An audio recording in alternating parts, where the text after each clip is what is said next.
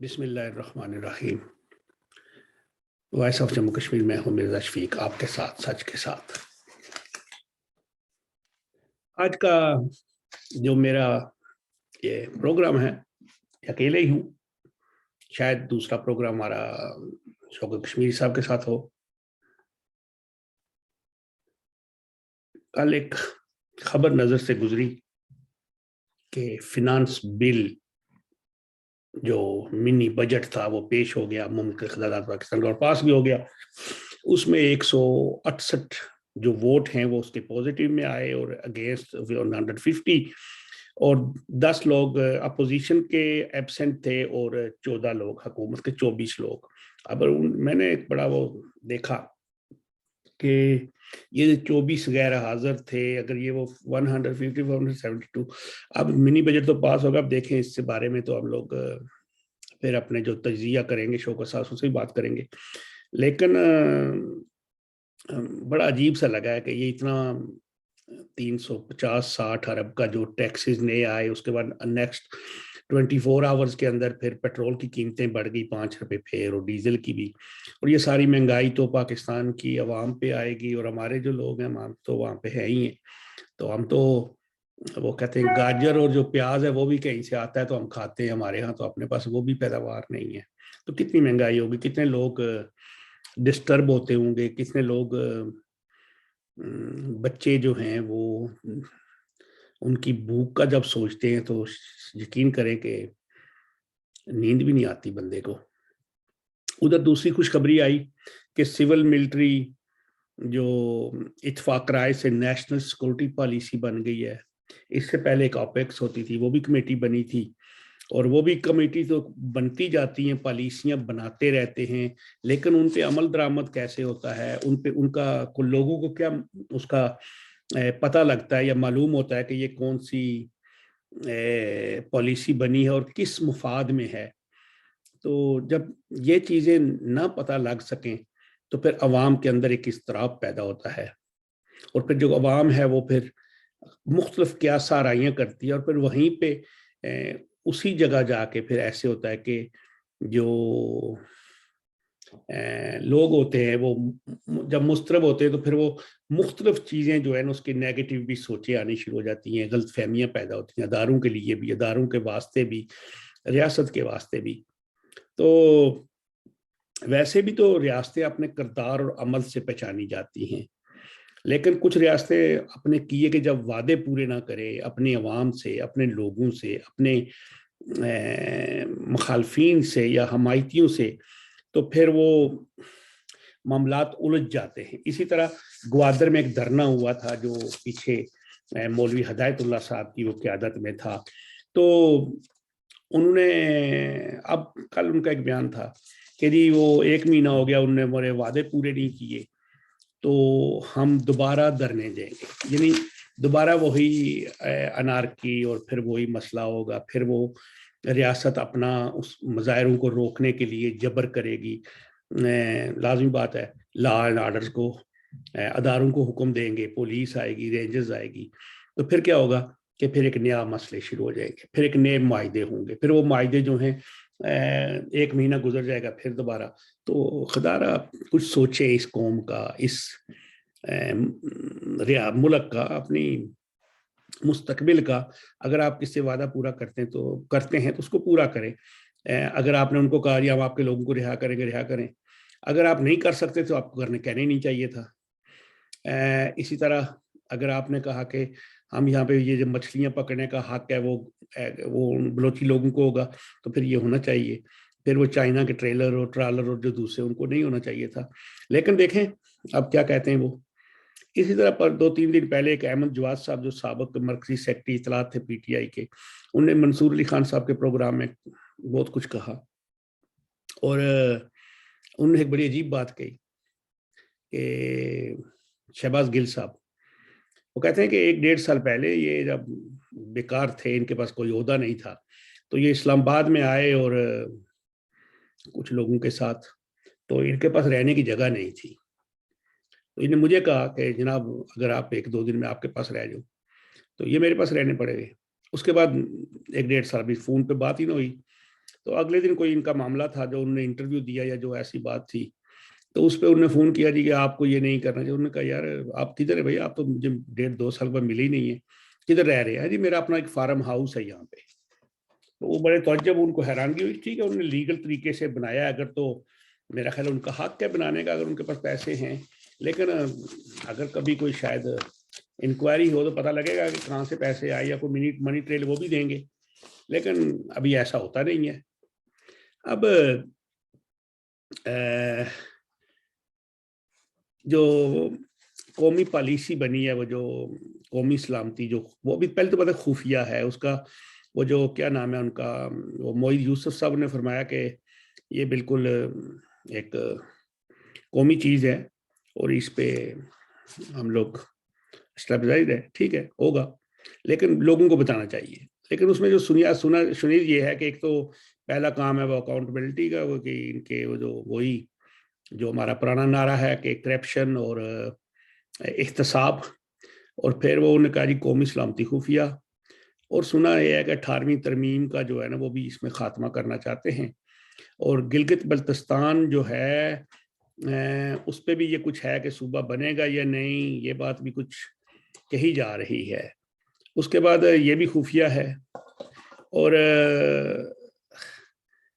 کیا کیا خفیہ ہے یہ تو پتہ نہیں، لیکن یہ ہے کہ اس مملکت کے اندر بہت سی چیزیں خفیہ رکھی جاتی ہیں، حتیٰ کہ وہ کسی کو بھی نہیں پتا ہوتا، نہ اس کاغذ لکھنے والے کو، نہ اس پڑھنے والے کو، نہ اس سننے والے کو. لیکن جن کا وہ کہتے ہیں نا کہ وہ ایک تھا کہ تو میرا خیال ہے، یا کوئی ایسا کوئی گانا تھا، تو وہ جو خیال جن کے ہوتے ہیں ان کو پتا ہوتا ہے. اور یہ پالیسی جو اکنامک پالیسی ہے، یعنی اگر اکنامی ٹھیک ہوگی تو ٹھیک ہوگا، تو پھر ہم داخلی دہشت گردی سے بھی نمٹ لیں گے، پھر ہم ہر طرح سے. تو یہ تو ہم لوگ بہت عرصے سے لوگ کہہ رہے تھے، کچھ لوگ، کہ لڑائی جنگ و جدل سے ہمیں کیا ملے گا، غربت، بھوک، بیماریاں، جاہلیت. ایجوکیشن نہیں ہوگی تو جاہلیت ہوگی، اور ایجوکیشن کے لیے پیسہ چاہیے. اگر صحت ٹھیک نہیں ہوگی بیماریاں ملیں گی، اگر روزگار نہیں ہوگا بے روزگاری ہوگی، جرائم بڑھیں گے، دہشت گردی بڑھتی ہے. تو لہذا آج اگر سمجھ جائیں، میں سمجھتا ہوں کہ جنرل باجوہ صاحب کا جو یہ بیان تھا اور جو انہوں نے کہا تھا وہ بالکل صحیح کہا تھا. اس چیز پہ میں انہیں مطلب سلوٹ کرتا ہوں. میں سمجھتا ہوں کہ پاکستان کی کوئی بھی جو ادارہ ہے، ہم کبھی بھی اس کی، میں تو ان کی سلامتی کی دعا کرتا ہوں. میری اپنی خاندان جو ہے وہ قومی سلامتی کے ادارے سے وابستگی ہے.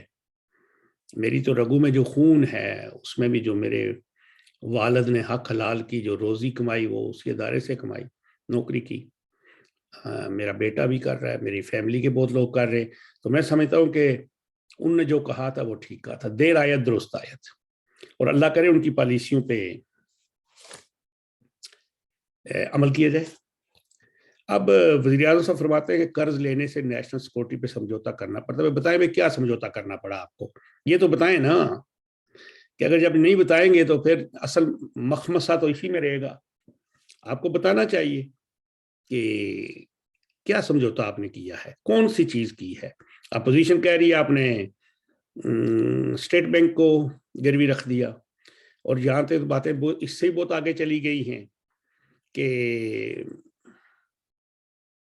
کچھ اور بھی شنید ہیں، اللہ نہ کرے ایسا ہو.